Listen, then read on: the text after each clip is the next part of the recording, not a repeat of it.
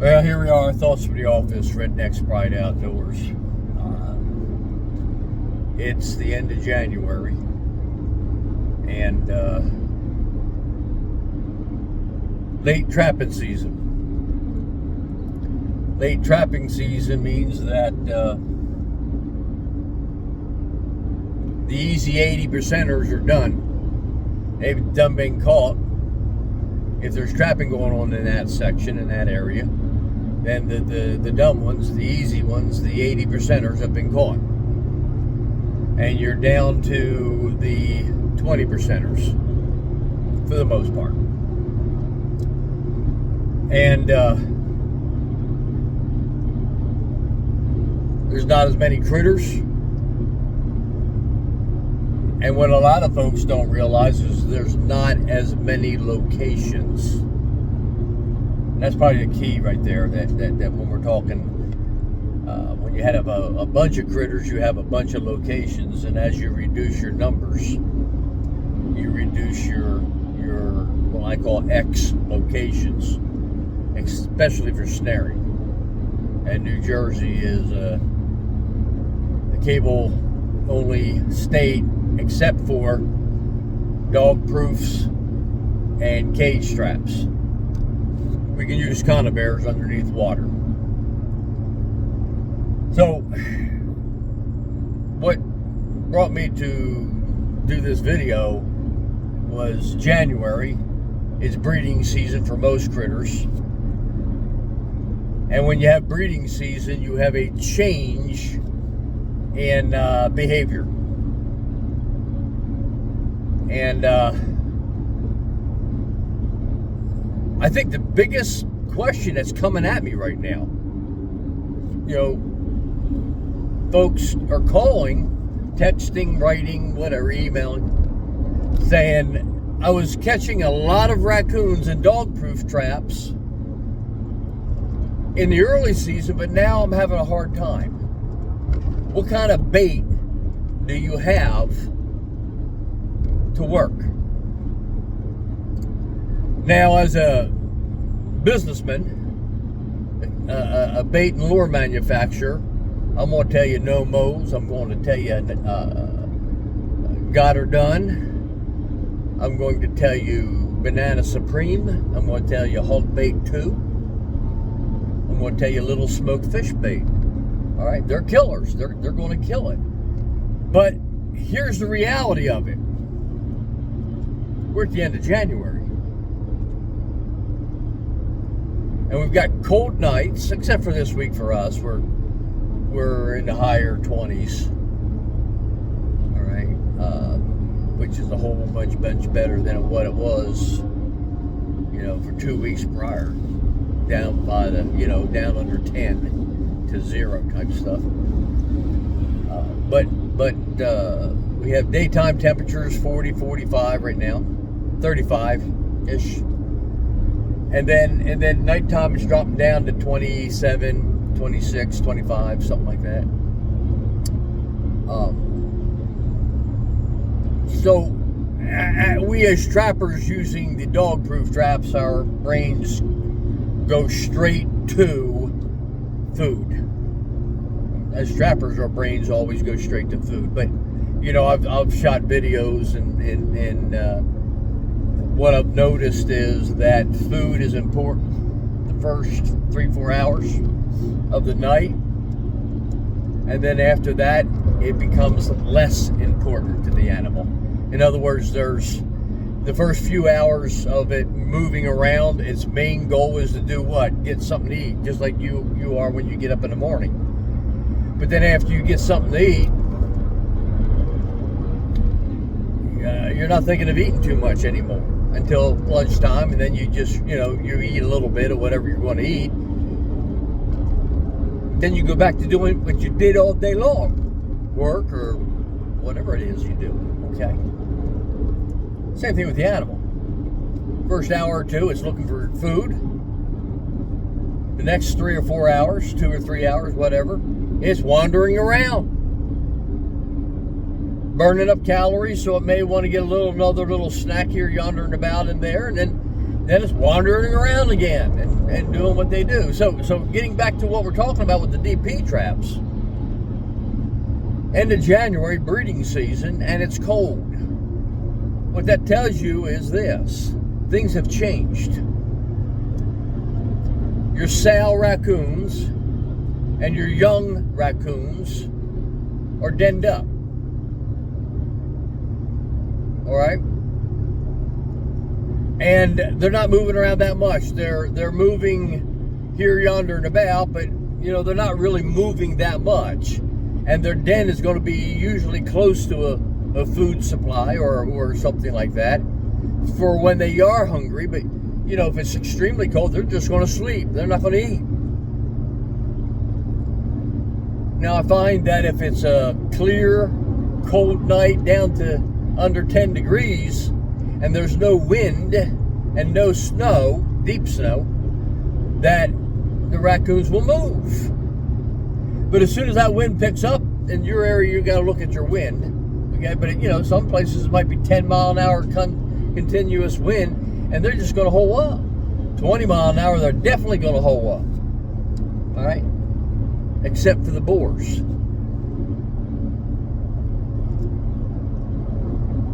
And the boars are looking for love. And you know what happens when the male is looking for love. I need not go any further. They're stupid. Okay? They're dumb. They're determined. And they're going to beat that other dude to her.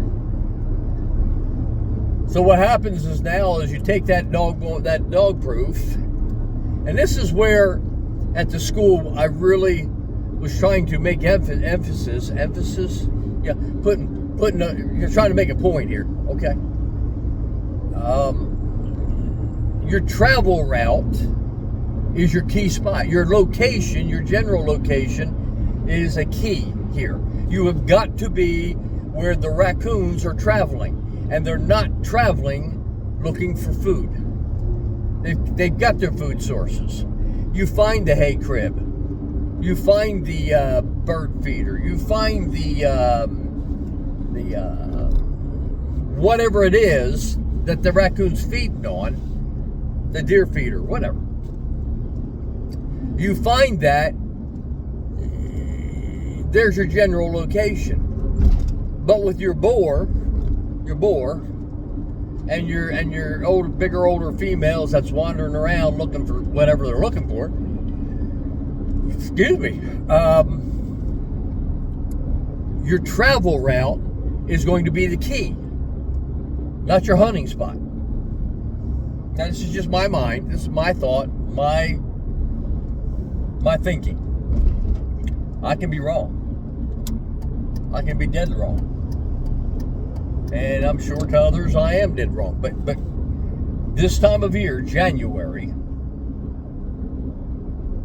I am looking for the travel routes. I am looking for the high travel routes. I'm looking for the dry travel routes. If it's extremely cold, I'm going to be looking at the streams that's frozen over because the raccoons will move on that ice. Okay, but for the most part, I am looking for travel route. Now, the first number one rule that we give you in DP stupidity,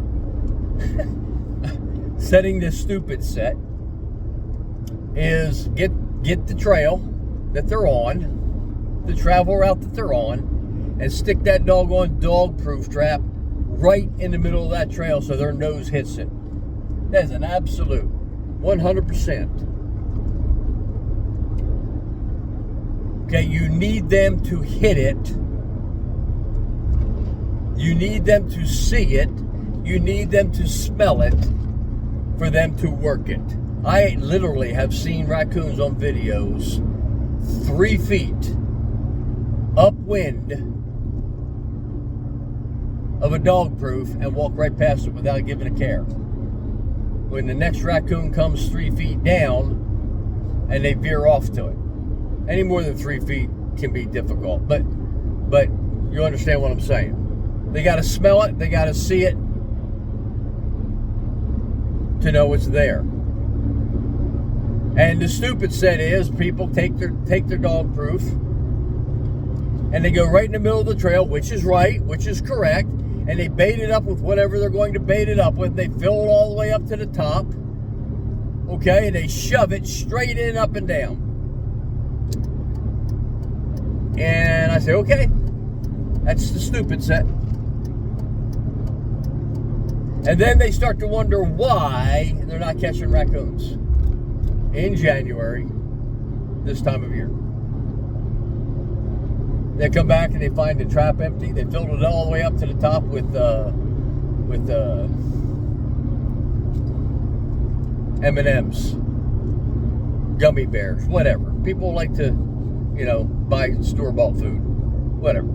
And they fill it all the way up to the top, and then when they come back, they see it's empty or halfway cleaned out, and they didn't catch a raccoon, and they're wondering why. They're saying, "No, the bait sucks. The bait sucks." No, the bait worked. Just you're overfeeding them. You're putting too much food in there. My thinking, mine. If it's working for you, keep it going. But I don't want 5 raccoons coming having a taste free. Because remember what I said? If they come by in the first few hours, they're hungry. If they come by in all reality for the rest of the night, they're not hungry. They may want a snack, just like you do at 9 o'clock at night. You want a cherry pie or a piece of cake or dish of ice cream. For me, it's chocolate chip cookies and a glass of milk. But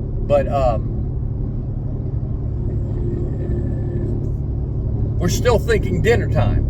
We're still thinking trying to feed them. We're still thinking they want to fill up on it when they may only want 2 or 3 handfuls or 2 or 3 little bites or 2 or 3 licks, and then they're all going on their way.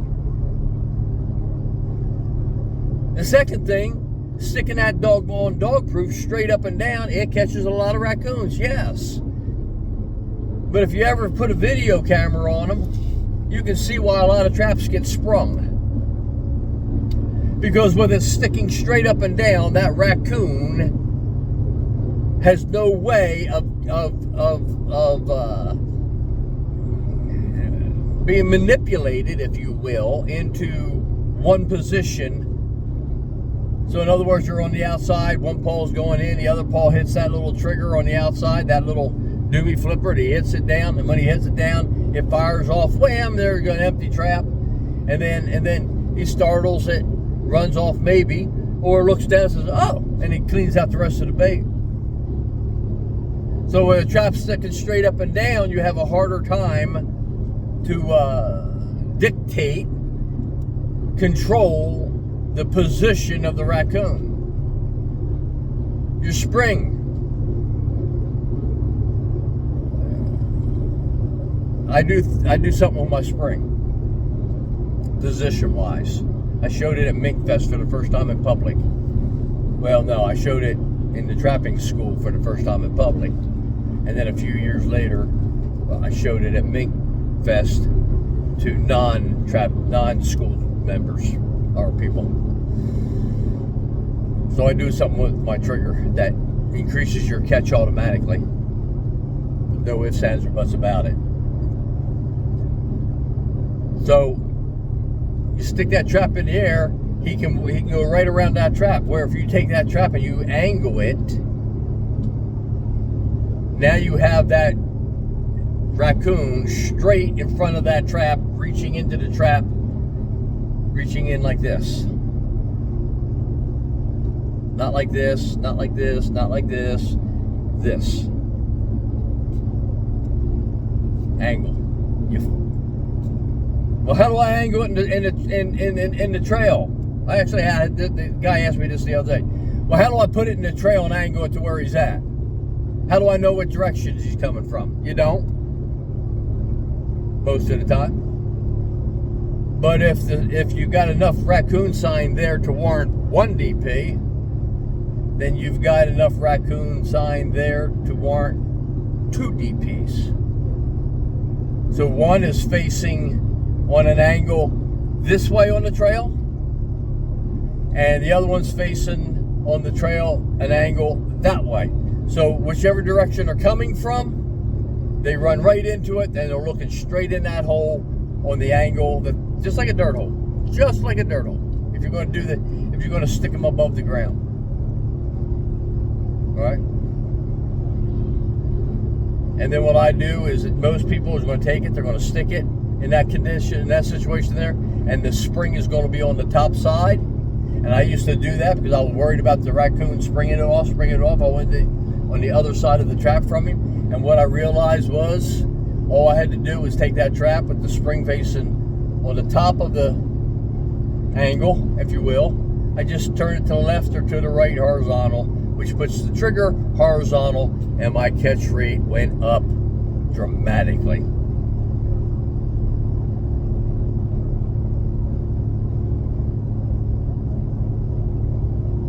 The next thing I've learned in January is the use of gland, lure, and urine. Those boars are attracted to gland, lure, and urine. And when they they smell the gland, lure, they smell the urine, they get over to the trap that's on the perfect angle, they're looking into it, and then they smell the snack that you have coming out. Even though he's not hungry, even though he's got love on the mind, he's now maybe triggered to reach in, especially if there's a sight attractor there to reach in on.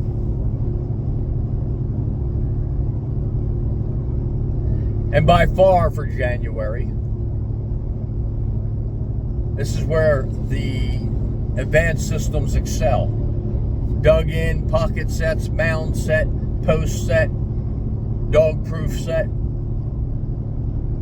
running log set, running board set, culvert set. I've got 13 plus sets for the dog proof. Now's the time to catch your coon. We're doing population control. It's the big raccoons. The males are moving and the females are held up in the dens for the most part.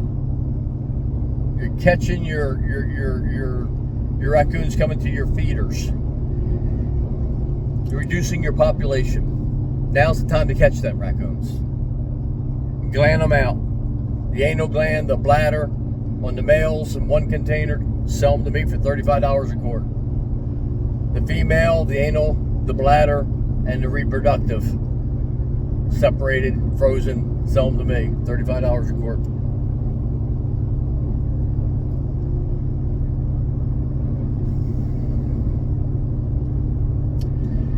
All right.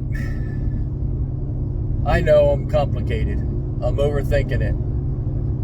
I'm making it more difficult than it needs to be. Yep, you're right. Put your stupid set and catch your 80%. But use your advanced systems and you catch the 20% plus your 80%. I'll talk to you later. Redneck's Bride Outdoors.